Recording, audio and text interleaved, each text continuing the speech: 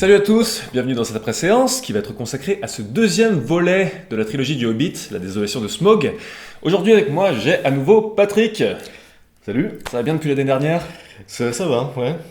Patrick avec qui j'avais fait le premier après-séance de cette chaîne, consacrée donc au premier volet du Hobbit à l'époque.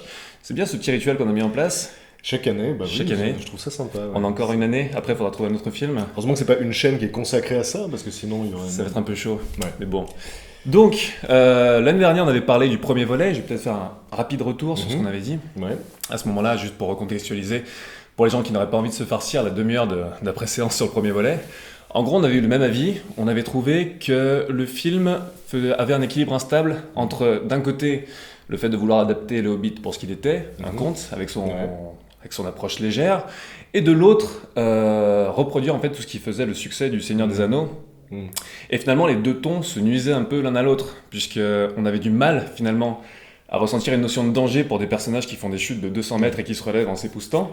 Et ensuite, les velléités un peu épiques et Seigneur des Anneaux mettaient un peu hors sujet tout ce qui était adapté finalement, fidèlement du Hobbit, comme la scène des trolls, Forcément, où les nains sont à la broche et ça n'a pas l'air grave, comme tu disais à l'époque. Vu que le livre n'a pas le même ton à la base que Le Seigneur des Anneaux, tout le challenge était de réussir à faire deux films avec des tons cohérents, alors que le matériau de base est très différent, quoi. C'est ça. Ouais. Donc c'était une sensation finalement d'étalement de peu de matériaux sur un support beaucoup trop grand.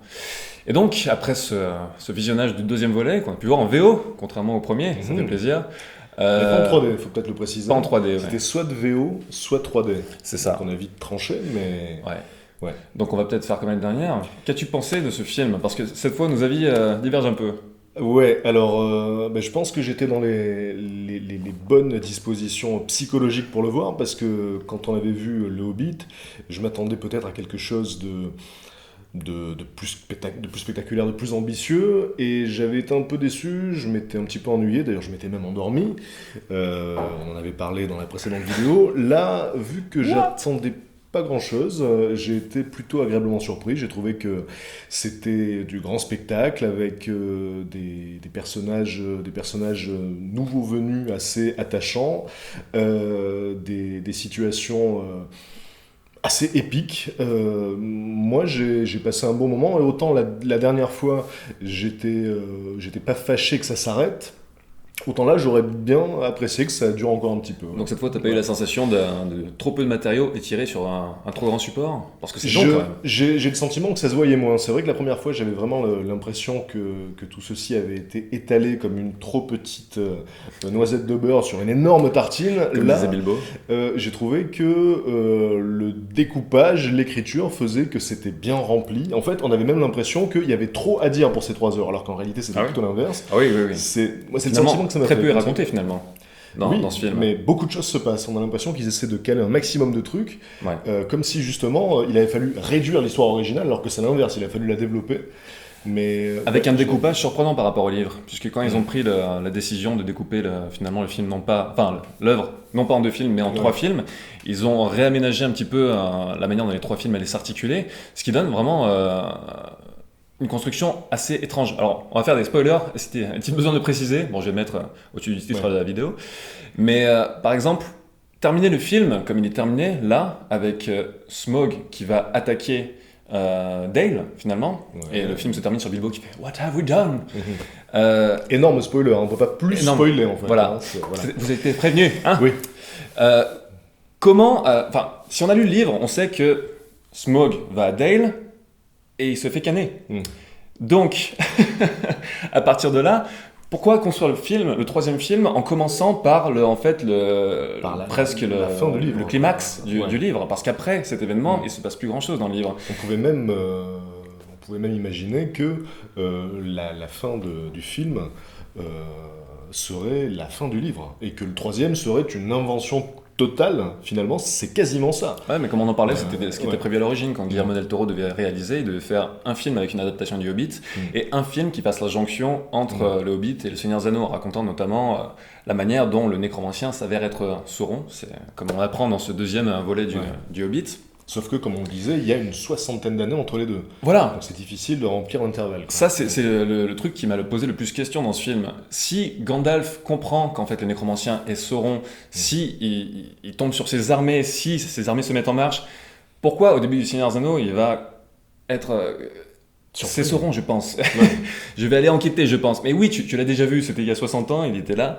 Voilà, donc je comprends pas trop. Il y aura sans doute une pirouette scénaristique pour expliquer que tout à coup Gandalf découvre que Sauron est revenu, puisque là donc ça fait 50 ans qu'il le sait, donc quand le Seigneur des Anneaux démarre. Ouais. Et puis surtout, oui, le fait, enfin moi ce qui m'a frappé quand on voit les armées de Sauron se préparer, là encore spoil évidemment, c'est que pendant les 50-60 années à venir, les 60 années qui séparent le Seigneur des Anneaux du Hobbit, Sauron va préparer ses armées. Voilà, ça va continuer comme ça. Et tout le monde sera au courant finalement. Et Gandalf aura subi un lavage de cerveau peut-être. Voilà, pour ne rien faire et attendre une 50aine d'années et le redécouvrir. C'est comme un poisson rouge qui tourne dans un aquarium et qui redécouvre le même truc. Voilà. Ah mais c'est Sauron. Et il retourne. Ah mais c'est Sauron. Exactement. Donc, moi, à mon humble avis, je pense que le 3e épisode va être consacré à expliquer tout ça. Ah mais ils seront bien obligés parce que s'ils ont commencé vraiment là. Ce que j'ai quand même, j'ai toujours de grosses réserves vis-à-vis de cette trilogie du Hobbit. Je suis pas convaincu du tout par cet épisode, mais ce qu'on doit lui reconnaître quand même, c'est il a choisi un camp. Il a arrêté de prétendre vouloir adapter fidèlement le Hobbit. Il n'y a pas une espèce d'équilibre instable encore. Là, il va carrément, il y a encore quelques éléments un petit peu légers de conte, mais il va carrément dans la dimension épique en se disant, bon, on refait le Seigneur des Anneaux, point barre. Ouais. Au moins, il est cohérent vis-à-vis de ça. Donc, le 3e film, effectivement, sera, je pense, construit autour de ça, parce que techniquement, dans le 3e film, il reste la mort de Smaug et la bataille des 5 armées. On a quasiment épuisé tout le matériau scénaristique du livre. Ce qui doit faire une 50aine de pages dans le bouquin. Après, je sais qu'ils vont bien sûr étirer que la bataille des 5 armées va faire, je sais pas, 1 heure, comme, je sais pas, la bataille de Minas Tirith à la fin du Retour du Roi. Mais ça suffit pas à faire un film. Et d'ailleurs, ils se doivent de faire une bataille encore plus épique qu'elle ne l'est dans le Retour du Roi, alors que sur le papier, c'est pas le cas du tout. Mais ils seront obligés de s'y tenir. Parce que sur le papier, c'était pas le cas, c'était spécial parce qu'à la fin du Hobbit, on voit pas cette bataille. Enfin, on voit le début. Parce que Bilbo se prend un caillou sur la tête, s'évanouit. Quand il se réveille, c'est terminé. Voilà. Et c'est terminé. Ils vont profiter de ça pour meubler et imaginer des trucs. C'est peut-être là-dessus qu'ils vont étirer les 3 heures de film sur cette bataille. Non, mais ils auraient dû appeler ce film pas le Hobbit. Déjà, j'ai pas eu l'impression de voir un film sur Bilbo. C'était plus un film sur Thorin, ce 2e épisode. Donc le titre, le Hobbit, déjà est un peu décalé.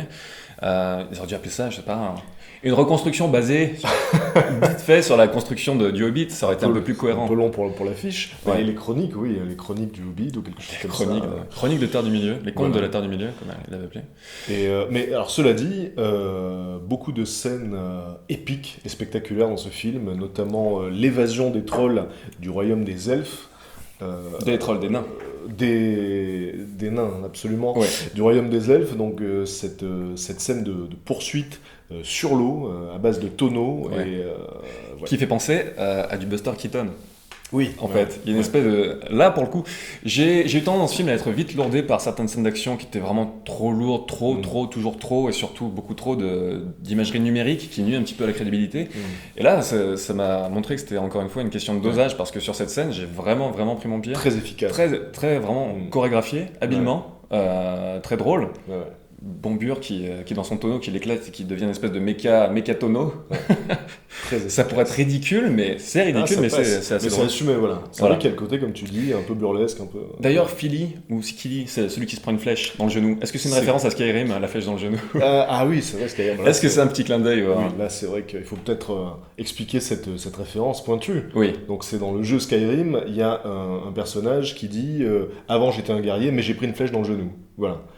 Effectivement, il n'est pas impossible que les scénarios... Après, peut-être que dans le livre, je sais pas, il se prend réellement une flèche, j'en sais rien. Non, parce qu'en fait, quand il s'échappe en tonneau, c'est pas du tout ça, il n'y a pas une scène d'action ou tout ça, il se planque dans les tonneaux, les elfes balarguent les tonneaux, et puis ils dérivent jusqu'à des... Peut-être qu'il y a une référence glissée au geek, c'est jouable. Vraiment, la référence au bouquin dans ce film, c'est pas ça qui m'a gâché le film ou qui m'a gâché mon plaisir. Je m'interroge juste sur les choix de structure des films, encore une fois, comme on a dit au début quand on parlait. Mais Je m'attendais vraiment à détester par exemple les apparitions de Legolas, qui a rien à faire dans ce film, étant donné qu'il n'est pas dans le bouquin, et de Toriel, ce personnage inspiré, enfin pas inspiré du tout, interprété par un Evangeline Lilly, Oui, qui n'existe pas dans le bouquin. qui est parfaite. Et finalement, qui est parfaite, tu disais Ouais. effectivement, elle a un air de lutin elfe qui est parfait pour le rôle. C'est vraiment taillé sur mesure et Ouais. je pouvais pas m'empêcher de remarquer que c'était donc la deuxième fois qu'un acteur de Lost Oui. intervenait dans l'univers du Seigneur des Anneaux, puisque donc dans la première trilogie c'était Dominique Moynihan. Voilà. Mais ils sont sortis ensemble d'ailleurs. Pardon. Ils sont sortis ensemble les deux Oui, dans la vraie vie. Donc tout à il y a fait. une espèce Voilà. de... Et se tient la bourre peut-être pour jouer même dans que les- c'est lui qui l'a recommandé, on ne sait pas. En tout cas, dans le rôle de l'elfe Sylvestre, moi je l'ai trouvée parfaite, elle est Ouais. assez irréprochable. Mais on peut même trouver un troisième clin d'œil à Lost dans la forme vaporeuse de Sauron, cette fumée noire. Voilà. Alors, peut-être que je vais chercher Oui, trop, mais oui, quand il se bat avec Gandalf, effectivement. Oui, la fumée noire, voilà. Exactement.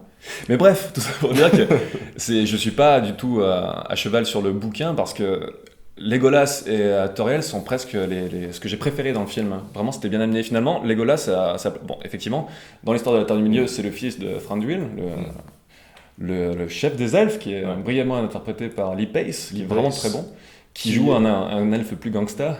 Oui, et qui s'est fait remarquer, si je ne m'abuse, par The Fall. Je crois Oui, que... c'était lui dans The Fall.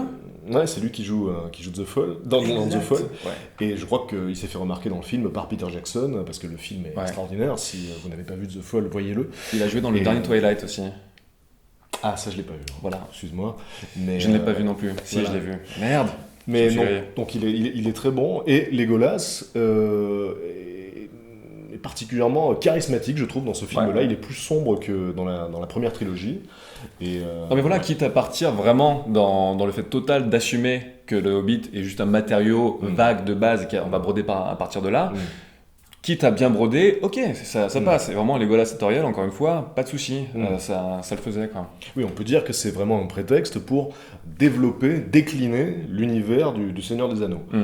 Voilà, en partant d'un matériau de base, mais en l'ouvrant au maximum, comme c'était le cas par exemple pour le film de Richard Kelly The Box, dans lequel on a une courte nouvelle à l'origine que le réalisateur a développée et il a comblé les vides de la nouvelle avec son imagination. Et c'est un petit peu ce qui se passe aussi pour ce Hobbit.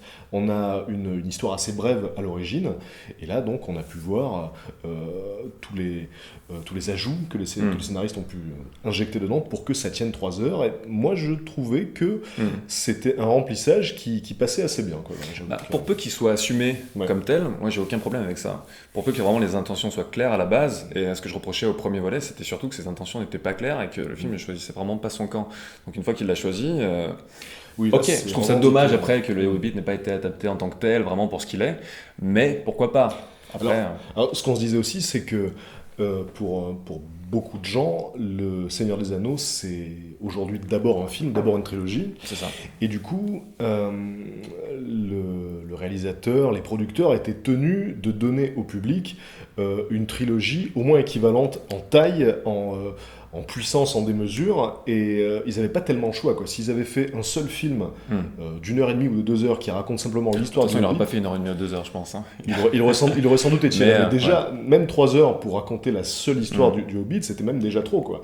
Donc ils étaient tenus de faire ce super Hobbit pour combler les attentes du public, quoi. Ouais, c'est ça. Je pense que 2 films vraiment auraient été bien. C'est ce qui était vraiment, encore une fois, prévu à la base. Mais pour revenir aussi aux velléités épiques, toi, donc, t'as beaucoup aimé l'action dans ce film ? Bah, je trouve qu'il y a beaucoup d'action, qu'elle est bien menée et que tout ceci est bien rythmé. J'ai trouvé qu'il y avait un bon dosage d'action et de scènes plus posées, plus calmes, avec des scènes d'exposition de nouveaux personnages, comme le personnage de c'est Bard, Bard, qui est qui est un très bon, qui est aussi personnage qui s'appelle Luke Evans. charismatique et attachant. Et Ouais. donc j'ai trouvé que tout ceci était bien dosé et que oui, c'était assez bien rythmé, Je quoi. trouve pas qu'à force de trop d'imagerie numérique, il y a une espèce de normalisation de l'action qui fait que... Moi, en tout cas, c'est la réaction que j'ai eue. Ouais. J'adorais dans Le Seigneur des Anneaux ces espèces de travelling inversé, enfin je sais pas comment on appelle ça dans le jargon cinématographique, quand t'as, je sais pas, la compagnie qui commence en sens là et t'as cette espèce de travelling dans l'autre sens, et t'as une espèce de mouvement, enfin de dynamique qui est vraiment, Ouais. qui marche vraiment. Mm. Il y a que ces plans maintenant dans le Hobbit, qui en plus sont vraiment, vraiment, vraiment, ils ont un cachet numérique. Je crois que j'ai un problème avec cette imagerie, moi.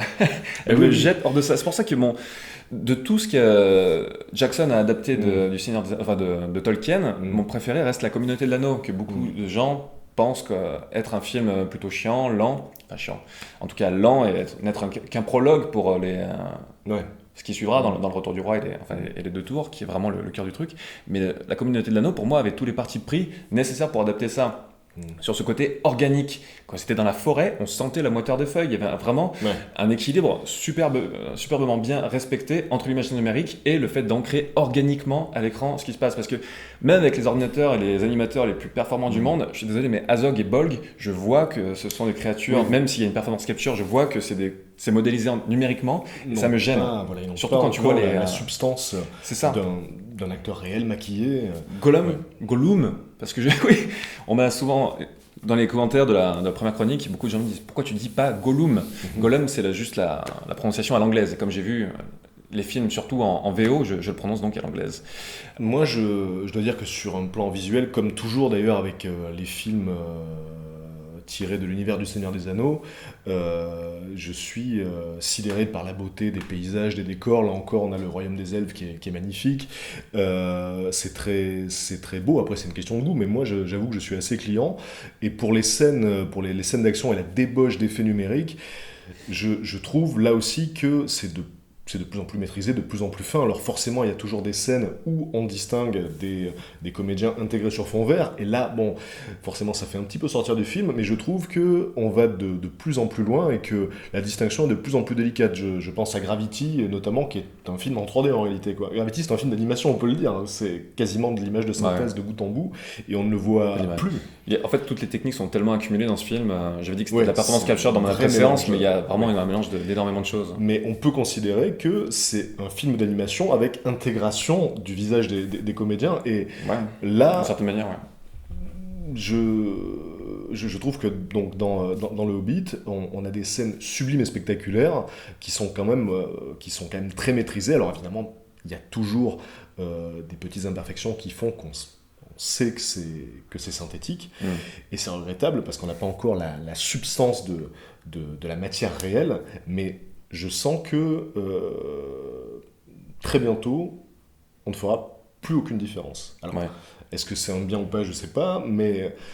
Et on pourra animer un nain géant en or à la fin du film et en faire un mécanin. Oui, ça il faut en parler, pareil, énorme spoil sur le final. Donc on voit les nains affronter le dragon, et le chef des nains, face au dragon, lui déclare que le peuple des nains va se venger de lui. Et là il se passe un truc, une espèce de gang de pierres qui s'effondre, et là on a un nain géant en or, mais plutôt... Et qui ressemble à un chocolat de Pâques enrobé de papier aluminium jaune. Exactement. Et là, on a ce plan caractéristique des scènes de créatures géantes qui ouvrent les yeux sur son visage. Et on a le nain géant doré face au dragon, et moi j'ai vraiment cru qu'ils allaient nous faire un final à la Pacific Rim, quoi. J'étais sûr que la vengeance des nains, c'était ça. Un nain qui s'articule et qui met des bourpifs un nain robot géant. Voilà, bon, ils l'ont pas fait. D'ailleurs, c'est vrai qu'il y a ce moment un petit peu entre deux trucs où le nain apparaît, Smaug le regarde, et il y a ce moment d'incertitude où on se dit pourquoi, qu'est-ce que c'est, dude. Et puis en plus de ça, ce que tu essaies de faire. Mais oui, et puis est-ce que c'est frais comme moulage, parce que l'or est encore liquide, mais c'est ça. Oui, on sait pas trop. On ne saura jamais. C'est pas dans le livre ça, parce que moi je m'en souviens plus du tout. Pas du tout. Non, il y a beaucoup de choses qui. Mais encore une fois, toute la scène d'action à la fin, il y a de bonnes choses dedans, mais c'est vraiment, c'est trop long. Enfin, à mon goût, en tout cas, c'était beaucoup trop long. Et il y avait un truc aussi dont je voulais parler, on en avait un petit peu discuté en sortant de la salle, c'était certains choix de narration qui étaient un petit peu difficiles à saisir. Par exemple, l'anneau, il est établi et le fait que les animaux parlent, les araignées géantes parlent, Smaug parle, ok, ils parlent dans le bouquin, c'est totalement bien, mais ils ont essayé de le justifier, ou on dirait en tout cas au milieu du film qu'ils ont essayé de le justifier, par le truchement de l'anneau, parce que Bilbo met l'anneau, et c'est à partir de ce moment-là qu'il entend les araignées parler. Ouais. Ça se reproduit avec, je sais pas, j'ai envie de dire Sauron, mais Smaug. Smaug, ouais. Il met l'anneau, il entend à ce moment-là Smaug parler. Mm. Là, je m'étais dit, putain, c'est bien vu ça, scénaristiquement. Ils ont pu contourner ce truc typique d'un conte pour le réancrer avec cette petite astuce dans un truc un peu plus réel et un peu plus dramatique. Alors qu'au Mais non, final, il enlève l'anneau et Smaug continue à parler. Donc j'ai pas trop compris le... et c'est même valable pour les araignées, puisqu'il y a cette scène où donc Bilbon se sépare de l'anneau, il continue à à entendre les araignées parler. Ah, je m'en souvenais pas, ça. Si je ne m'abuse, hein, je Ouais. crois. C'est possible. Alors je me suis dit, tiens, peut-être que le fait d'avoir écouté les araignées avec l'anneau fait que maintenant il peut comprendre le langage des araignées. Ça me semble un peu tiré par les cheveux, mais vu qu'avec Mais pourquoi Smaug, pas? ils ont fait fi de tout ça, ils se sont dit, bon ben voilà, Smaug parle et puis ça s'arrête là, c'est pas la peine d'avoir l'anneau pour l'écouter. D'ailleurs, j'ai trouvé que le comédien donc, qui doublait Smaug était irréprochable. Cumberbatch, On ouais. y croit. Mais c'est celui qui Ça joue Sherlock fonctionne. dans la série Sherlock. Et Martin Freeman joue Watson dedans. Donc Ah bah Smaug voilà. et Bilbo, c'est assez rigolo de les voir ensemble. Mais justement, quand on parlait de cette scène des araignées, il y a une scène qui était vraiment très bien faite. C'est quand on sent la dépendance qui commence à croître chez Oui, Bilbo ouais. concernant l'anneau. Oui. Cette scène est bien faite parce que l'anneau tombe, Ouais. il essaie de le récupérer, t'as cette espèce d'araignée jaune, bizarroïde. C'est D'Alien, ça. de Facehugger. On aurait dit peut-être un bébé araignée bébé, géant. ouais, bébé. Qui est assez bizarre, qui est pas forcément agressif. Il sort juste de son truc comme ça. Qu'est-ce qui se passe, les mecs? Et Bilbo le tue de sang-froid. Il le vit très mal, ouais. Et on Sans s'attend qu'il pas commence, trop ouais. sur cette scène, mais Ouais. je trouve qu'il y a un truc qui se jouait vraiment super intéressant à ce moment-là, parce qu'il y a Ouais. une espèce de violence qui naît chez Bilbo, qui était assez surprenante. Et pour un film qui est pas finalement si axé sur lui que ça faisait plaisir de voir quand Ouais. même que son personnage commençait à évoluer à Et travers ça. il y a aussi ce passage où donc quand Bilbo est donc à côté du dragon et qui met l'anneau pour disparaître, et là le temps d'un flash, on voit l'œil de Sauron parce que Sauron entre temps s'est réveillé face à Gandalf, etc.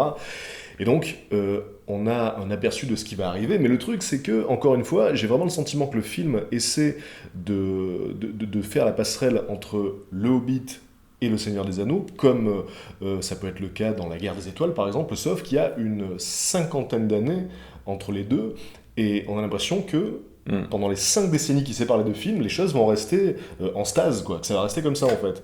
Ah, c'est Donc, ça, je sais pas comment ils vont s'en sortir. Donc, voilà, je pense que tout le challenge scénaristique du troisième, ça va être d'expliquer tout ça, quoi, de combler tout ça, de faire le pont. Ah, on peut conclure là-dessus peut-être. Donc t'attends quoi du troisième, toi?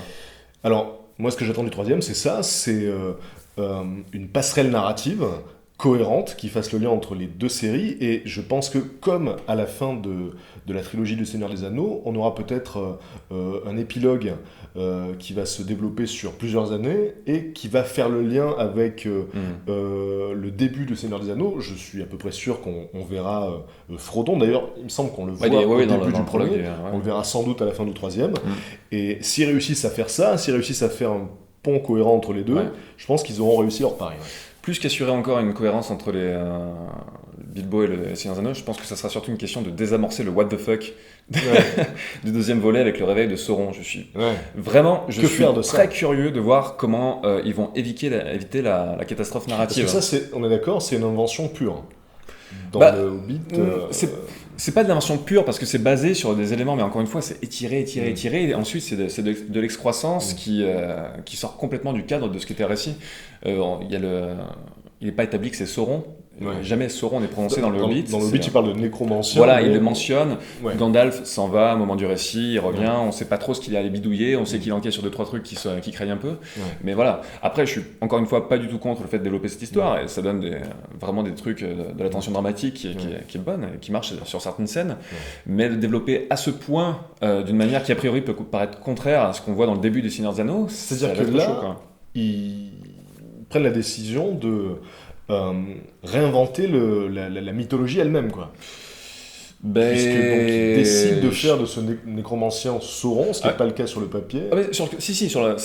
Il est avéré ensuite, mais on l'apprend dans le Seigneur des Anneaux que le nécromancien c'était Sauron. Ok, mais donc... non, mais c'est Sauron le nécromancien. Pas le risque d'inventer un truc. Ce qui me dérange, c'était la manière dont Sauron se révèle dans le Hobbit. Donc je suis vraiment curieux de voir comment ils vont faire dans le troisième. Il y a ce jeu esthétique entre l'œil de Sauron et Sauron lui-même. Et sa silhouette, la pupille qui se déforme. D'ailleurs, t'as un moment psychédélique dans le film où dans la pupille, tu as une espèce de truc... Il y a un petit côté final de 2000 ans Odyssée de l'espace, avec cette plongée fractale dans l'œil de Sauron.